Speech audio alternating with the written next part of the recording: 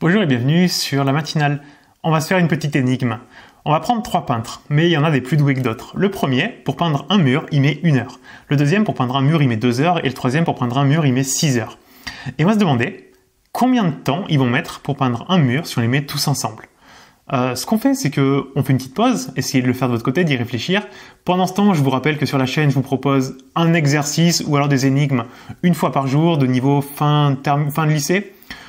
Si vous suivez toutes mes vidéos, une fois par jour, vous faites des maths, vous progressez, à la fin de l'année, vous aurez un niveau très correct. Et si vous voulez aller encore plus loin, il y a mon programme Math Genius, je vous le mets en description. Ça vous permet de maîtriser l'ensemble du programme de première et de terminale, d'avoir des super notes toute l'année, une très bonne note au bac, de pouvoir choisir vos écoles après le bac et d'avoir une bonne base pour suivre les cours après le bac. Donc c'est top, allez-y, foncez, n'attendez pas. Tout est en description et nous on passe à la correction. Là, la première idée qu'on pourrait avoir, ce serait peut-être de faire une moyenne. On les met ensemble, on va faire une moyenne.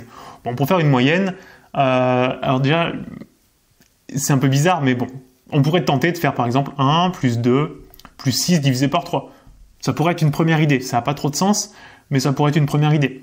1 et 2 ça fait 3, et 6 ça fait 9, par 3 ça fait 3. Là on se rend compte que, pensez comme ça, les 3 peintres ils vont mettre 3 heures à peindre un mur. C'est un peu débile parce que le premier tout seul il met qu'1 heure. Donc quand on lui rajoute des collègues autour, même s'ils sont pas très doués, normalement ça met moins d'1 heure. Donc trouver 3 heures au final, c'est très particulier. Parce qu'en fait ici on n'a pas tenu compte du fait que ils peignent pas la même vitesse. Donc il y en a qui sont plus rapides que d'autres, qui sont plus importants, qui vont en faire plus que les autres. Là ce qu'il faut faire, c'est entre guillemets, les mettre au même référentiel. C'est-à-dire trouver un dénominateur commun. Notre temps, 1, 2 et 6. On va essayer de trouver un truc commun à ces 3 valeurs. C'est évident qu'on peut mettre tout le monde sur 6. Tout le monde à 6 heures, pardon. Le dernier y est déjà. Le premier, s'il fait un mur en 1 heure, il va faire 6 murs en 6 heures. Et celui du milieu, s'il fait un mur en 2 heures, il va faire 3 murs en 6 heures.